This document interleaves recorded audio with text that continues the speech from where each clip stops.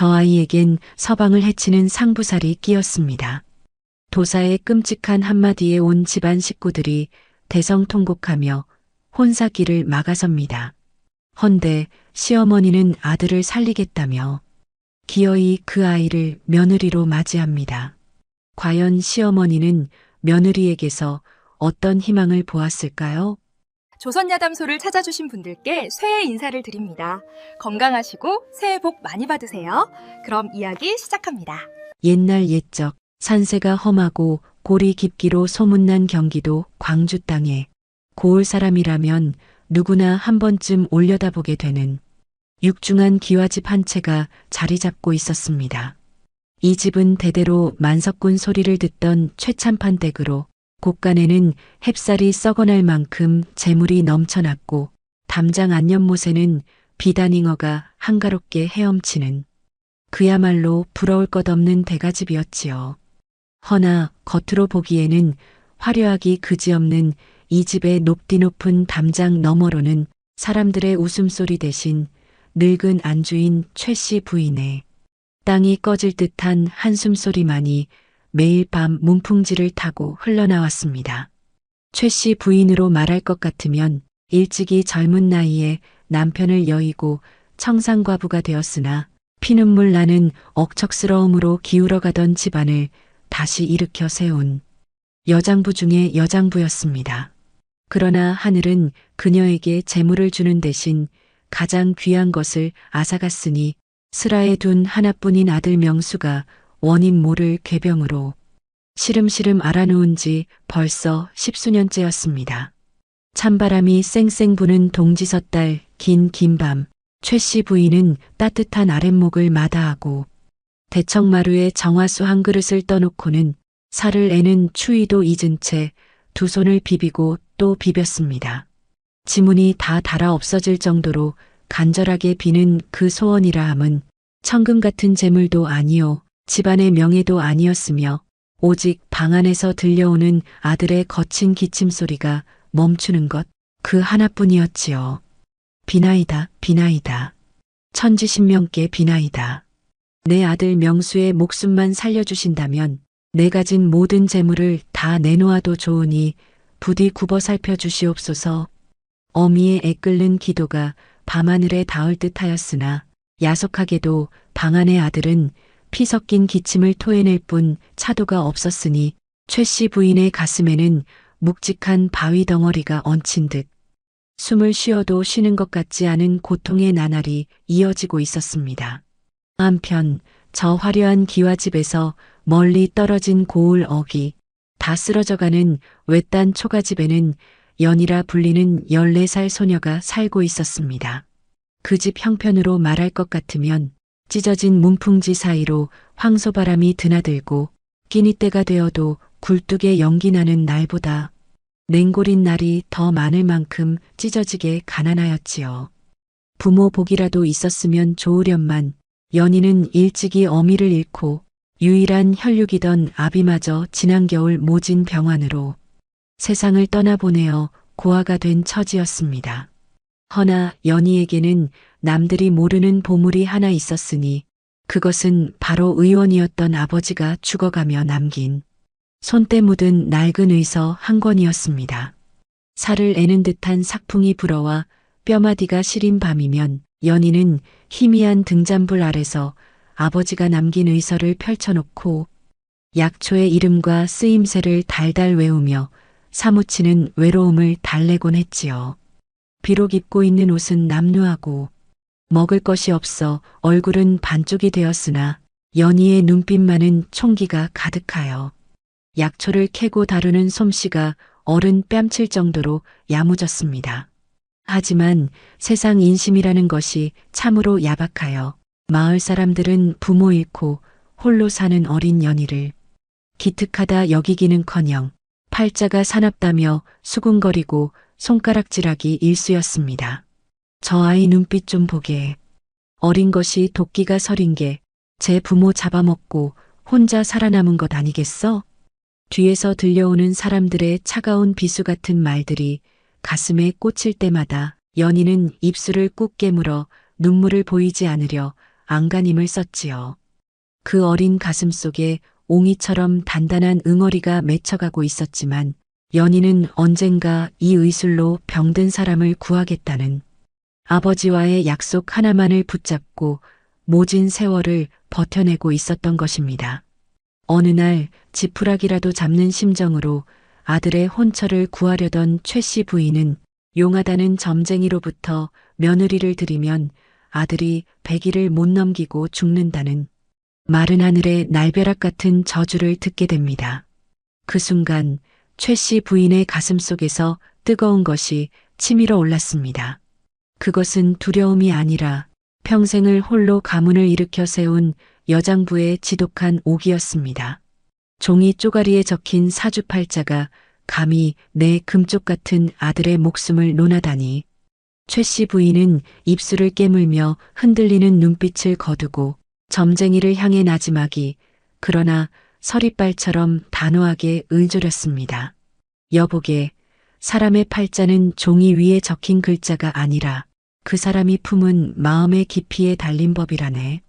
하늘이 정한 운명조차 거스르겠다는 이 어미의 묵직한 한마디가 훗날 낡은 의서를 품은 소녀 연희와 만나 기적을 부르는 불씨가 될 줄은 그 누구도 짐작하지 못했습니다. 어느 날 중매쟁이 뺑덕어멈이 최참판댁 대문을 두드렸을 때 집안에는 이미 짙은 양 냄새와 함께 근심의 그림자가 길게 드리워져 있었습니다. 안방에서는 명수 도령이 거친 기침을 하고 있었고 그 소리는 마치 찢어진 북소리처럼 공허하게 울려 퍼지며 최 씨 부인의 가슴을 후벼 팠습니다. 최 씨 부인은 수건으로 아들의 식은 땀을 닦아주며 깊은 한숨을 내쉬었는데 백약이 무효한 아들의 병세 앞에서는 천하의 여장부인 그녀조차 속수무책일 수밖에 없었습니다. 그때 조심스러운 발걸음으로 들어온 뺑덕어멈이 최 씨 부인의 눈치를 살피며 어렵게 입을 떼어 연희의 이야기를 꺼냈습니다. 비록 가진 것은 없으나 심성이 곱고 손끝이 매서운 아이가 있다며 도령의 병수발을 위해서라도 며느리를 드리는 것이 어떻겠냐는 제안이었지요. 최 씨 부인은 잠시 생각에 잠긴 듯 묵묵히 앉아 있었으나 이내 결심한 듯 고개를 끄덕이며 그 아이를 한번 데려오라 일렀습니다. 며칠 뒤 연희는 낡은 무명 저고리에 기운 치마를 입고 최참판 댁의 육중한 소슬대문 앞에 서게 되었습니다. 대문 안쪽에서 풍겨나오는 위압적인 공기와 사람들의 분주한 움직임에 연희는 마치 죄인이라도 된 양 잔뜩 움츠러들었습니다. 자신 같은 천한 아이가 감히 이런 대가집의 문지방을 넘어도 되는 것인지 두려움이 앞섰지만 뺑덕어멈의 손에 이끌려 들어선 마당은 별천지처럼 넓고 화려했습니다. 사랑채 앞을 지날 때 어디선가 들려오는 기침 소리가 연희의 귀를 때렸고 그 소리가 어찌나 애처로운지 연희는 저도 모르게 발걸음을 멈추고 소리가 나는 쪽을 바라보았지요. 그것은 단순한 호기심이 아니라 병든 아비를 오랫동안 간호하며 몸에 밴 본능적인 연민이 꿈틀거린 것이었습니다. 그 짧은 순간 연희는 알 수 없는 운명의 끈이 자신을 이곳으로 당기고 있음을 어렴풋이 느꼈습니다. 안방 문이 열리고 최 씨 부인과 마주한 순간 연희는 숨조차 제대로 쉴 수 없는 긴장감에 휩싸여 고개를 들지 못했습니다. 최 씨 부인의 눈빛은 소문대로 매섭고 날카로웠으나 그 너머에는 설명할 수 없는 깊은 슬픔과 간절함이 일렁이고 있었습니다. 최 씨 부인은 연희의 거친 손마디와 낡은 옷차림을 훑어보았으나 그 시선은 비천함을 탓하는 것이 아니라 오히려 기특함을 찾는 듯 찬찬히 머물렀지요. 연희의 맑은 눈동자 속에 담긴 총기를 발견한 최 씨 부인은 내심 고개를 끄덕이며 이 아이라면 내 아들의 곁을 지킬 수 있겠다는 막연한 희망을 품게 되었습니다. 하지만 그 평온함도 잠시 마당에서 들려온 요란한 징소리와 함께 집안의 분위기는 순식간에 살얼음판처럼 차갑게 변하고 말았습니다. 그게 누구 없느냐? 내 오늘 이 집안의 대사를 그르칠 흉한 기운을 보았기에 급히 달려왔노라. 대청마루 위로 성큼성큼 올라선 이는 바로 고을에서 제일 용하다는 박도사였는데 그의 형형한 눈빛이 좌중을 압도했습니다. 박도사는 혼사 날짜를 잡기 위해 불려온 것이었으나 방 한구석에 웅크리고 앉아있는 연희를 보자마자 소스라치게 놀라며 뒷걸음질을 쳤습니다. 그의 얼굴은 마치 악기라도 본 듯 하얗게 질려 있었고 손에 쥐고 있던 부채를 덜덜 떨며 연희를 향해 삿대질을 해댔습니다.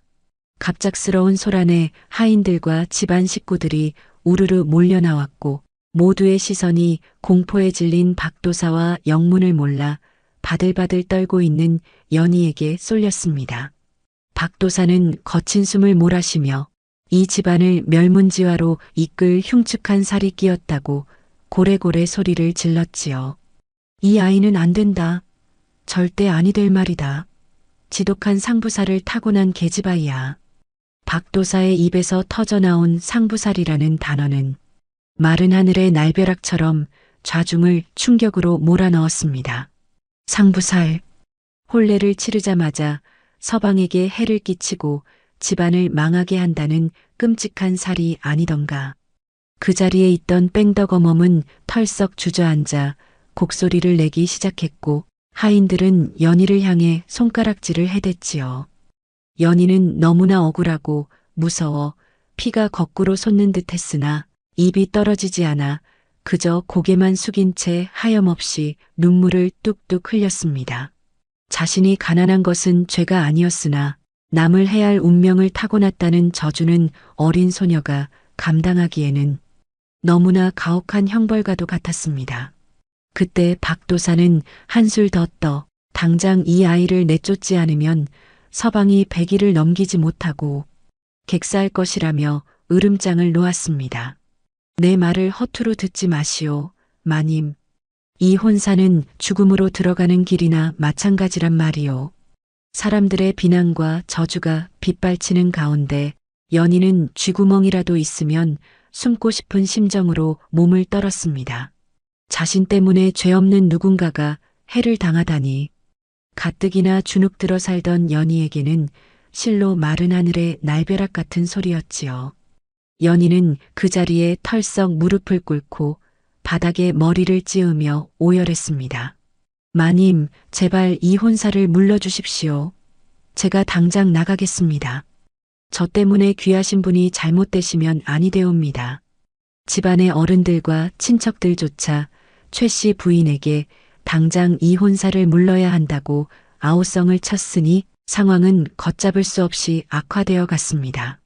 모두가 연희를 죄인 취급하며 내몰고 있을 때 오직 한 사람, 최 씨 부인만이 태산처럼 흔들림 없이 그 자리를 지키고 앉아 있었습니다. 그 순간 그녀는 요사스러운 혓바닥 노름보다 산전수전 겪으며 살아온 자신의 눈을 믿기로 한 것입니다. 지금 눈앞에서 사시나무 떨듯 떨고 있는 저 아이의 눈물은 거짓이 아니었고 스치듯 보았던 그 맑은 눈망울에는 살기 따위가 티끌만큼도 없었기 때문이지요.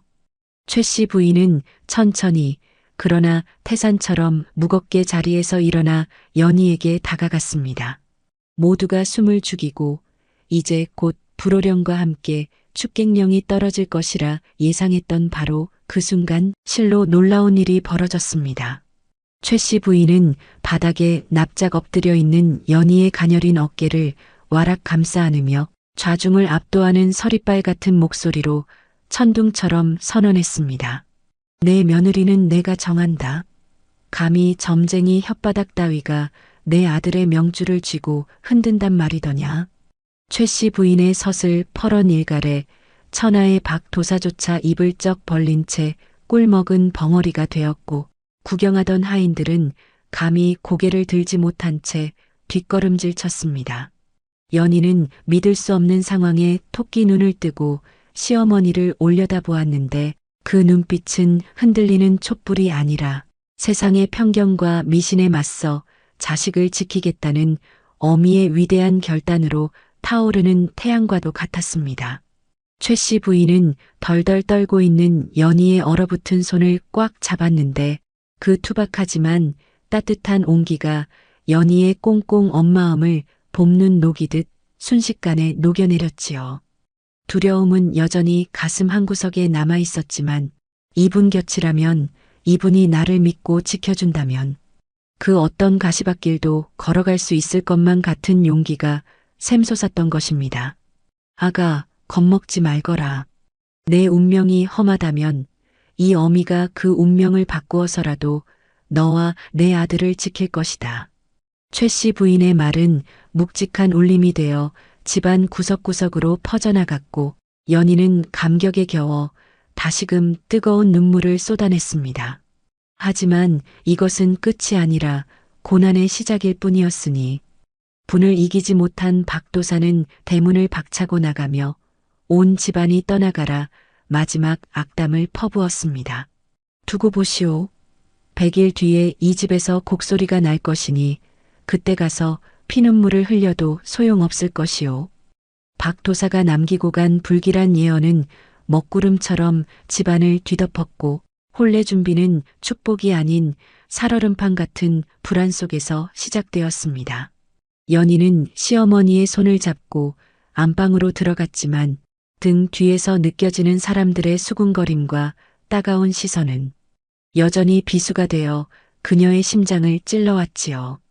그날 밤 연희는 잠을 이루지 못하고 품속 깊이 간직해온 낡은 의서 한 권을 꺼내어 가슴에 품었습니다. 아무리 세상이 자신을 욕해도 자신에게는 사람을 살리는 의술이 있다는 것, 그것만이 연희가 붙잡을 수 있는 유일한 희망의 등불이었던 것입니다. 혼례라고 하기에는 너무나 적막하고 쓸쓸한 첫날 밤이 지나고 연희가 맞이한 신혼방의 아침은 짙은 탕약 냄새와 함께 밝아왔습니다. 화려한 꽃가마 대신 쫓기듯 들어온 안방이었으나 연희는 밤새 뜬 눈으로 병든 신랑 명수의 거친 숨소리를 지키며 물수건을 갈아주었고 그 정성 덕분인지 명수의 열이 조금 내리는 듯 했습니다. 새벽 달기 회를 치기 무섭게 자리에서 일어난 연희는 부엌으로 나가 정화수를 떠올리며 하루를 시작했는데 그 뒷모습이 어찌나 야무지고 단정했는지 지켜보던 행랑 어멈조차 혀를 내두를 정도였습니다. 하지만 집안 하인들의 시선은 여전히 곱지 않아서 연희가 지나갈 때마다 들리는 수군거림은 등 뒤를 따갑게 찔러왔지요. 연희는 그 모진 소리들을 못 들은 척 입술을 꾹 깨물며 오직 서방님을 살리겠다는 일념 하나로 묵묵히 탕약을 다리는 일에만 전념했습니다.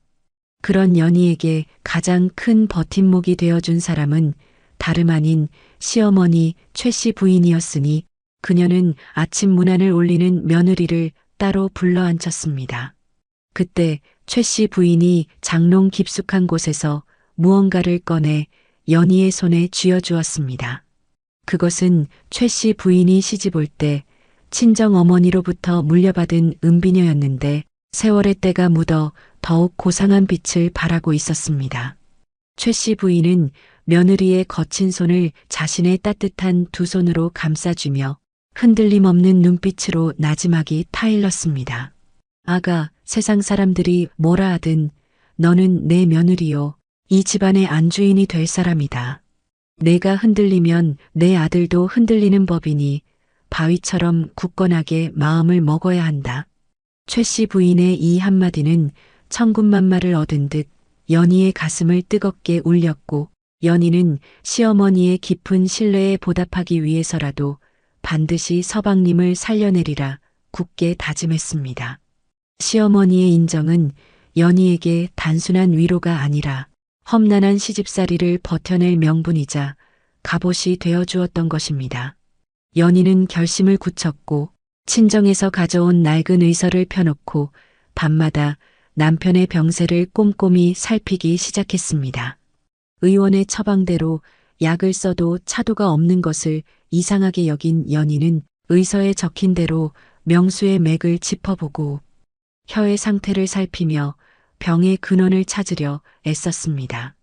그 순간부터 삭막했던 병석은 시들어가는 지압이라는 나무에 제 따스한 숨결을 불어넣어 기어이 새순을 틔워내려는 눈물겹도록 아름다운 생명의 화원으로 피어났지요. 그때였습니다. 미움을 쑤어 방으로 들어가던 연희의 귓가에 희미하지만 분명한 남편의 목소리가 들려왔습니다. 명수 도령이 힘겹게 눈을 뜨고 연희를 바라보고 있었는데 움푹 패인 눈망울에는 미안함과 안쓰러움이 가득 고여 있었습니다. 연희가 황급히 다가가 윗목을 받쳐주자 명수는 메마른 입술을 달싹이며 겨우 한마디를 내뱉었습니다. 미안하오, 나 같은 병자에게 시집와서 고생만 하는구려. 그 힘없는 목소리가 어찌나 애처롭던지 연희의 가슴이 쿵하고 내려앉았으나 그녀는 애써 밝은 미소를 지으며 남편의 손을 잡았습니다. 이것은 부부로서 나누는 첫 대화이자 서로의 아픔을 보듬는 운명적인 교감이 시작되는 순간이었습니다. 서방님, 그런 말씀 마셔요. 제가 반드시 서방님을 자리에서 털고 일어나게 해드릴 것입니다. 저를 믿으셔요. 연희의 당찬 대답에 명수는 옅은 미소를 지으며 다시 잠이 들었고 연희는 남편의 앙상한 손을 잡은 채 다시 한번 전의를 불태웠습니다. 하지만 하늘은 연희의 정성을 시험이라도 하려는 듯 며칠 뒤 예기치 못한 시련을 내려보냈습니다. 100일 안에 사단이 날 것이라던 박도사의 저주가 마치 현실이 되려는 듯 명수의 병세가 갑자기 악화되어 피를 토하며 쓰러지는 사태가 벌어진 것입니다. 한밤중에 비명소리가 울려 퍼지고 하인들이 우왕좌왕하는 사이 명수의 몸은 불덩이처럼 뜨거워졌고 입에서는 거품이 새어나왔습니다. 마당에 모인 하인들은 점쟁이 말이 딱 맞았어 하며 공포에 질려 소란을 피웠습니다. 방 안은 죽음의 공포로 가득 찼고 최 씨 부인마저 사색이 되어 아들의 이름을 부르며 어쩔 줄 몰라 했지요. 그 절체절명의 순간 연희는 놀랍도록 차분한 모습으로 하인들을 물리치고 남편의 곁으로 다가갔습니다. 연희는 의서에서 보았던 급체와 열독을 다스리는 법을 떠올리며 품에서 은침을 꺼내 명수의 손가락 끝과 인중을 정확하게 찔렀습니다. 그리고는 미리 준비해 두었던 약초물을 입에 머금어 남편의 입안으로 흘려넣고 가슴을 문지르며 기의 순환을 도왔습니다. 모두가 숨을 죽이고 지켜보는 가운데 기적처럼 명수의 거친 숨소리가 잦아들기 시작했고 뒤틀렸던 사지가 편안하게 풀리기 시작했습니다. 그것은 단순한 간호가 아니라 오랫동안 갈고 닦은 연희의 숨겨진 의술이 빛을 발하는 순간이었습니다. 사경을 헤매던 아들이 안정을 되찾자 최 씨 부인은 안도의 한숨을 내쉬며 주저앉았고 연희를 바라보는 눈빛에는 경이로움마저 서려 있었습니다. 아가, 내가 서방을 살렸구나. 최 씨 부인의 떨리는 목소리에 연희는 이마에 땀을 닦으며 고개를 숙였지만 그녀의 손끝은 여전히 가늘게 떨리고 있었습니다. 방 밖에서 웅성거리던 하인들도 며느리의 신통방통한 솜씨에 입을 다물지 못했고 상부살인이 뭐니 하던 비난도 쑥 들어가는 듯 했지요. 이 사건으로 인하여 연희는 집안 사람들에게 사람 살리는 며느리로 조금씩 인정받기 시작했습니다. 하지만 이것은 폭풍전의 고요함에 불과했으니 소식을 들은 박도사가 가만히 있을 리 만무했습니다. 박도사는 자신의 예언이 빗나갈 위기에 처하자 마을 저작거리를 돌아다니며 더욱 흉흉한 소문을 퍼뜨리기 시작했습니다. 최참판댁 며느리가 요사스러운 술법으로 사람의 눈을 속이고 있다. 저건 병이 나은 게 아니라 귀신이 들러붙어 잠시 조용해진 것뿐이다. 박도사의 악의적인 헛소문은 삽시간에 마을로 퍼져나갔고 사람들은 다시금 최 씨 부인의 집을 흘끔거리며 손가락질을 해댔습니다. 설상가상으로 명수의 병세는 잠시 호전되는 듯하다가 다시금 깊은 수렁으로 빠져들기 시작했으니 연희의 응급처치만으로는 뿌리 깊은 병마를 완전히 쫓아낼 수 없었던 것입니다.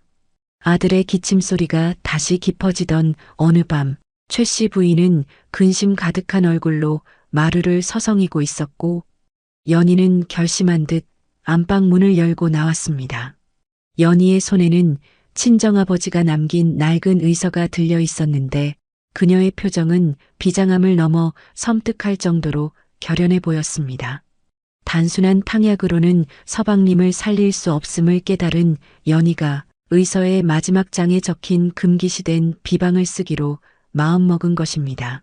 하지만 그 비방은 약을 구하는 과정이 험난할 뿐만 아니라 시술하는 사람의 목숨까지 위태롭게 할 수 있는 위험한 방법이었지요. 어머니, 서방님을 살릴 길이 있습니다. 허나 제가 잠시 집을 비워야 합니다.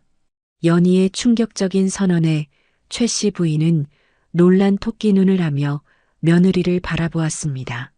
100일이 채 되지 않은 새색 씨가 그것도 병든 신랑을 두고 집을 떠나겠다니 이는 법도에 어긋날 뿐더러 사람들의 입방아에 오르내리기 딱 좋은 일이었습니다. 하지만 연희의 눈빛은 이미 돌아올 수 없는 강을 건넌 사람처럼 흔들림이 없었고 그 단호함 뒤에는 목숨을 걸고서라도 사랑하는 사람들을 지키겠다는 처절한 결기가 서려 있었습니다. 사달은 겨울비가 추적추적 내리다가 갑자기 매서운 눈보라로 돌변하던 칠흑 같은 밤에 터지고 말았습니다. 연희가 서방님을 살리겠다며 비방을 찾아 집을 떠난 지 닷새가 지나도록 소식이 없자 마을에는 흉흉한 소문이 꼬리에 꼬리를 물고 퍼져나가기 시작하였지요. 박도사는 이 기회를 놓치지 않고 저작거리를 활보하며 상부살 낀 며느리가 집안의 재물을 훔쳐 달아났다고 목청을 높였습니다. 그의 선동에 넘어간 마을 사람들은 최참판댁 대문 앞을 기웃거리며 혀를 찾고 개중에는 돌멩이를 던지며 욕을 퍼붓는 이도 생겨났습니다. 최 씨 부인은 굳게 닫힌 대문 안에서 병든 아들을 지키며 피가 마르는 심정으로 며느리를 기다렸으나 들려오는 것은 아들의 가파른 숨소리와 밖에서 들려오는 저주 섞인 고함뿐이었습니다. 아무리 강인한 최 씨 부인이라 할지라도 자식이 죽어가고 며느리마저 생사를 알 수 없는 이 사면초가의 상황에서는 가슴이 숫덩이처럼 새카맣게 타들어갈 수밖에 없었지요. 설상가상으로 명수의 병세는 최악으로 치달아 이제는 물 한 모금조차 넘기지 못한 채 헛소리만 중얼거리는 지경에 이르렀습니다. 100일의 시한부 날짜가 하루 앞으로 다가온 그 시각, 연희는 살을 애는 칼바람이 몰아치는 천마산 절벽 끝에 매달려 있었습니다. 친정 아버지가 남긴 의서에 적힌 유일한 비방, 죽은 사람도 살려낸다는 전설의 석혈초는 사람의 발길이 닿지 않는 험한 바위 틈에서만 자란다고 하였습니다. 연희는 집신이 다해져 발가락이 얼어 터지고 손등은 날카로운 바위에 긁혀 피투성이가 되었지만 잠시도 쉬지 않고 눈 덮인 산을 헤매고 또 헤매었습니다. 배고픔과 추위가 뼛속까지 파고들어 정신이 혼미해질 때마다 연희는 서방님의 창백한 얼굴과 시어머니의 따뜻했던 손길을 떠올리며 이를 악물었습니다. 여기서 자신이 쓰러지면 서방님도 죽고 시어머니의 믿음도 산산조각이 난다는 생각에 연희는 흐려지는 눈을 부릅뜨고 다시금 바위를 움켜쥐었습니다.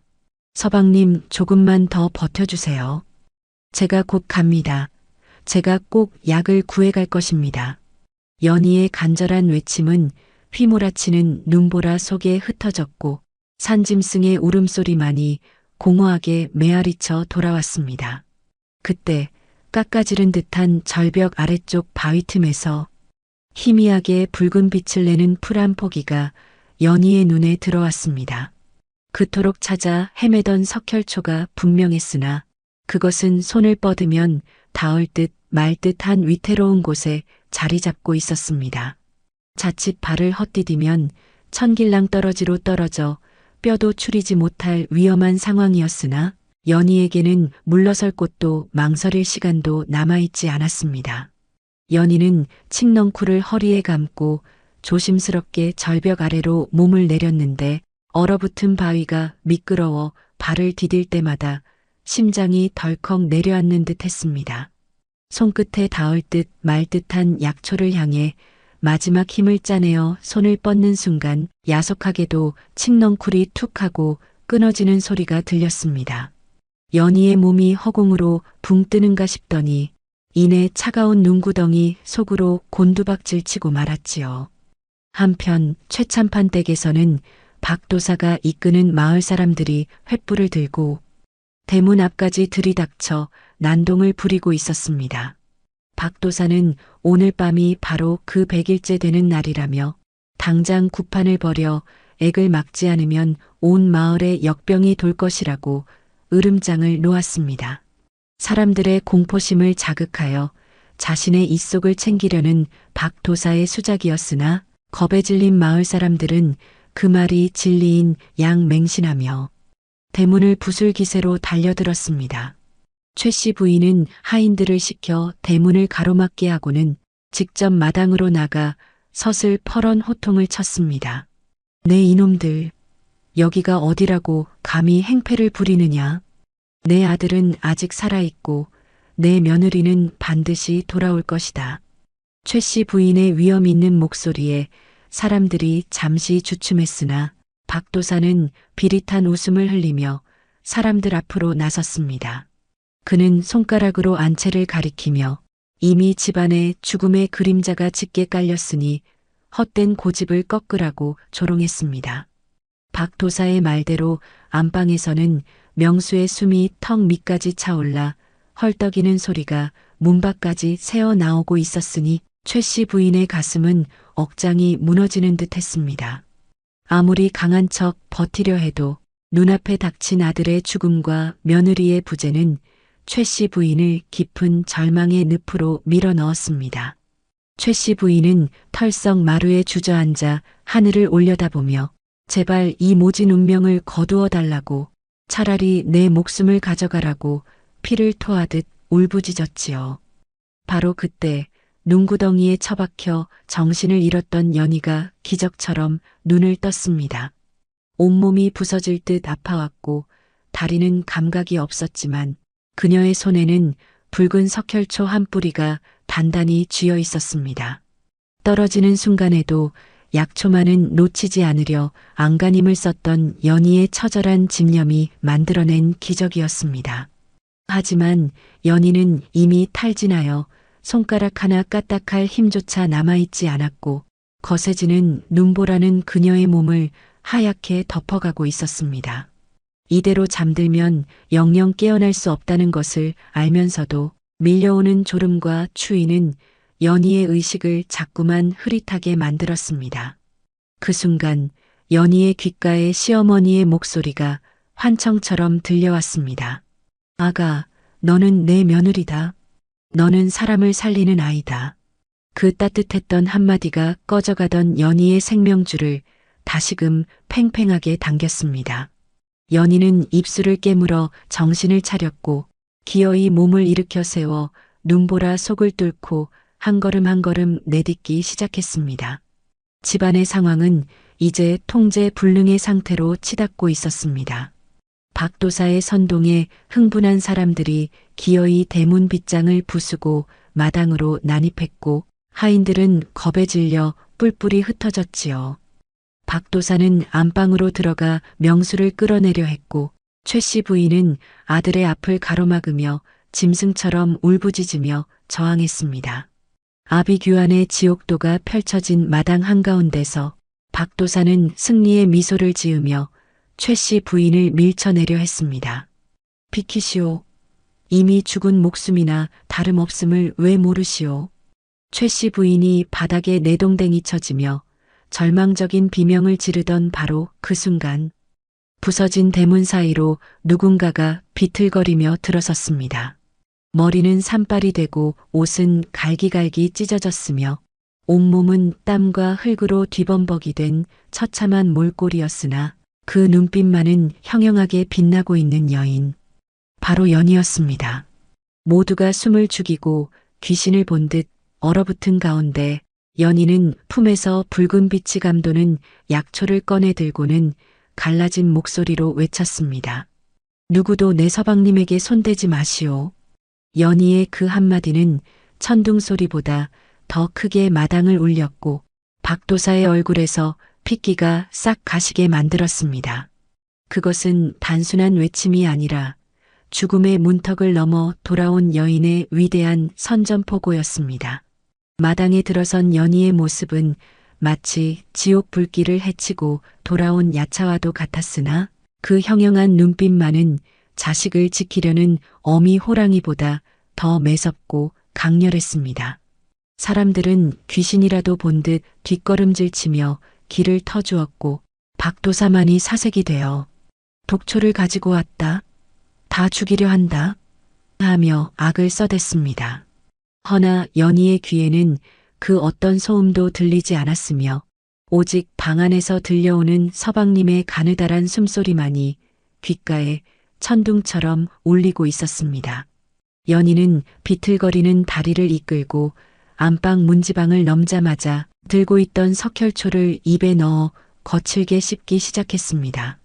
탕약을 다릴 시간조차 없는 위급한 상황이었기에 자신의 입으로 약초를 으깨어 그 즙을 바로 서방님께 먹이려는 그야말로 제 몸을 돌보지 않는 처절한 선택이었습니다. 입안 가득 쌉싸름하고 맛이 번졌지만 연희는 아랑곳하지 않고 명수의 입을 벌려 붉은 약물을 한 방울씩 흘려 넣었지요.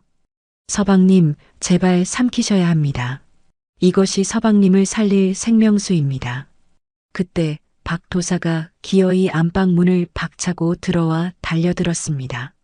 구판을 망치고 자신의 권위에 먹칠을 한 계집을 용서할 수 없다는 듯 그의 눈에는 광기가 번들거리고 있었습니다. 하지만 그 순간 바위처럼 단단한 손이 박도사의 멱살을 틀어쥐었으니 바로 최씨 부인이었습니다. 최씨 부인은 평소의 고상한 기품은 온데간데 없이 새끼를 지키는 암사자처럼 포효하며 박도사를 방 밖으로 내동댕이 쳤습니다. 내 이놈, 내 며느리 털끝 하나라도 건드렸다가는 내 손에 뼈도 못 추릴 줄 알아라. 최씨 부인의 섯을 퍼런 기세에 눌린 박도사가 마당에 나뒹굴었고 구경하던 마을 사람들도 숨을 죽인 채 방 안의 상황을 주시했습니다. 방 안에서는 생과 사를 오가는 치열한 사투가 벌어지고 있었는데 연희는 약초즙이 섞인 붉은 액체를 명수의 목구멍으로 끊임없이 불어넣고 있었습니다. 그 모습은 흡사 어미새가 새끼에게 먹이를 주는 것보다 더 숭고하고 연인이 나누는 입맞춤보다 더 애절한 풍경이었지요. 얼마나 시간이 흘렀을까. 약물이 명수의 몸속으로 스며들자 창백하기만 하던 명수의 얼굴이 붉게 달아오르며 온몸이 활처럼 뒤틀리기 시작했습니다. 명수의 입에서 괴로움 섞인 신음이 터져 나오자 연희의 심장도 덜컥 내려앉았으나 그녀는 의서에 적힌 내용을 믿으며 흔들리는 명수의 몸을 꽉 끌어안았습니다. 그것은 독이 퍼지는 것이 아니라 굳어있던 혈이 뚫리고 나쁜 기운이 빠져나가려는 명현 반응이라는 것을 연희는 알고 있었기 때문입니다. 바로 그 순간 명수가 격렬하게 기침을 하더니 시커먼 나쁜 기운을 토해내기 시작하였고 방 안에는 무거운 침묵만이 감돌았습니다. 최씨 부인은 떨리는 손으로 입을 막은 채 아들의 가슴에 귀를 가져다 대었습니다. 조금 전까지만 해도 끊어질 듯 위태롭던 심장 소리가 이제는 북소리처럼 힘차게 뛰고 있었습니다. 기적, 그것은 진정 사람이 만들어낸 기적이었습니다. 살았다, 내 아들이 살았어. 최씨 부인의 외침이 터져 나오자 마당에 모여있던 사람들 사이에서도 웅성거림이 파도처럼 번져나갔습니다. 곧이어 방문이 열리고 연희의 부축을 받은 명수가 비록 창백하지만 분명히 살아있는 모습으로 문턱에 모습을 드러냈습니다. 죽어가던 송장이 제 발로 걸어 나오니 사람들은 입을 다물지 못한 채 그 경이로운 광경을 바라만 볼 뿐이었습니다. 박도사는 믿을 수 없다는 듯 눈을 비비며 뒷걸음질 쳤지만 이미 대세는 기울어진 뒤였습니다. 최 씨 부인은 며느리의 어깨를 감싸 안으며 마당에 모인 사람들과 박 도사를 향해 준엄하게 꾸짖었습니다. 똑똑히들 보아라. 너희들이 상부살이라 손가락질하던 이 아이가 제 목숨을 걸고 내 아들을 살려냈다. 최 씨 부인의 목소리에는 그동안의 서름과 며느리에 대한 벅찬 자부심이 가득 담겨 있었습니다. 그제야 마을 사람들은 자신들이 무슨 짓을 저질렀는지 깨닫고 부끄러움에 고개를 들지 못하였지요. 사람들의 시선이 일제히 박도사에게 쏠리자 박도사는 쥐구멍이라도 찾으려는 듯 갓도 챙기지 못한 채 도망치려 했습니다. 하지만 하인들이 그를 가로막았고 최 씨 부인은 도망가는 박도사의 등 뒤에 대고 마지막 쐐기를 박았습니다. 이 아이에게 낀 살은 남편을 잡아먹는 상부살이 아니라 제 몸을 죽여 남을 살리는 살신성인의 살이었다. 내 놈의 썩은 눈으로는 그 귀한 기운을 볼 리가 없지. 최 씨 부인의 통쾌한 일갈에 사람들은 환호를 보냈고 박도사는 신발 한 짝이 벗겨지는 것도 모른 채 꽁무니를 빼며 마을 밖으로 사라졌습니다. 그 뒷모습이 어찌나 우스꽝스럽던지 긴장감으로 얼어붙어 있던 최참판댁 마당에는 웃음꽃이 피어났습니다. 명수는 떨리는 손으로 연희의 상처투성이 손을 잡고 눈물을 글썽이며 말했습니다. 부인, 나 때문에 이 고운 손이. 서방님 살아주셔서 고맙습니다. 저는 그것으로 되었습니다. 연희는 그제야 안도감에 다리에 힘이 풀려 주저앉았고 명수와 최 씨 부인이 얼른 그녀를 부축해 일으켰습니다. 서로를 부둥켜 안은 세 사람의 위로 따스한 아침 햇살이 비치기 시작했는데 지난밤의 눈보라가 거짓말처럼 거치고 맑게 갠 하늘이 그들을 축복하는 듯 했습니다. 그날 이후 최참판댁 며느리는 하늘이 내린 며느리로 불리게 되었습니다. 연희가 구해온 석혈초는 명수의 병만 고친 것이 아니라 굳게 닫혀있던 마을 사람들의 마음까지 치유하는 명약이 되었던 것이었지요. 시어머니의 해안이 없었다면, 며느리의 희생이 없었다면 결코 일어나지 않았을 기적. 박도사의 저주는 오히려 두 사람의 사랑을 확인하고 가문을 단단하게 만드는 계기가 되었으니 세상사 세옹지마라 하지 않을 수 없었습니다. 사람들은 두고두고 최 씨 부인의 지혜와 연희의 효심을 이야기하며 겉모습만 보고 사람을 판단했던 지난날을 반성했습니다. 그날 이후 연희의 삶은 완전히 바뀌었습니다. 천한 상부살이 끼었다며 손가락질을 받던 14살 소녀는 이제 온 고을이 우러러보는 최참판댁의 귀한 며느리가 되었고 죽음의 문턱에서 돌아온 명수는 연희의 지극정성 덕분에 하루가 다르게 혈색을 되찾아갔습니다. 최 씨 부인은 며느리에게 곳간 열쇠를 내어주는 것으로도 모자라 집안의 대소사를 모두 연희와 상의하여 결정할 만큼 며느리를 끔찍이 아꼈습니다. 마을 사람들 또한 연희가 지나가면 저분이 바로 죽은 사람도 살려낸 약손 부인이라지 하며 고개를 숙였고 연희는 그럴 때마다 겸손하게 미소 지으며 어려운 이웃들에게 자신이 캐온 약초를 나누어 주었습니다. 명수 또한 건강을 회복한 뒤로는 밤낮으로 학문에 매진하여 장원 급제하는 경사를 맞이하게 되었습니다. 금이 환양하는 날 마을 어귀에는 청사초롱이 내걸리고 풍악소리가 울려 퍼졌지만 관복을 입은 명수는 벼슬아치들의 축하도 마다한 채 곧장 집으로 달려와 어머니와 부인 앞에 큰 절을 올렸습니다. 최 씨 부인은 늠름하게 변한 아들의 어깨를 두드리며 뜨거운 눈물을 흘렸고 연희는 남편의 옷매를 만져주며 그간의 고생을 보상받은 듯 벅찬 감동에 젖어들었습니다. 어머니 그리고 부인, 오늘의 영광은 모두 두 분이 지켜주신 목숨 덕분입니다. 내 평생 이 은혜를 잊지 않고 백성을 살리는 목민관이 되겠습니다. 명수의 다짐은 빈말이 아니었으니 그는 고을 원님이 되어서도 흉년이 들면 관아의 곡식을 풀어 백성을 구제하고 억울한 일을 당한 이가 있으면 밤을 새워서라도 해결해주는 선정을 베풀었지요. 연희 또한 남편의 뜻을 받들어 관아 한쪽에 작은 약방을 차리고 돈이 없어 의원을 찾지 못하는 병자들을 무료로 돌보아 주었습니다. 특히 그녀는 자신처럼 가난하거나 신분이 천하다는 이유로 억울하게 내몰린 여인들을 거두어 의술을 가르쳤으니 사람들은 그녀를 일러 살아있는 관세음보살이라 칭송하였습니다. 세월이 유수와 같이 흘러 어느덧 최 씨 부인이 천수를 누리고 세상을 떠날 때가 되었습니다. 임종을 앞둔 최 씨 부인은 가쁜 숨을 몰아쉬면서도 곁을 지키는 며느리 연희의 손을 꼭 잡고 놓지 않았습니다.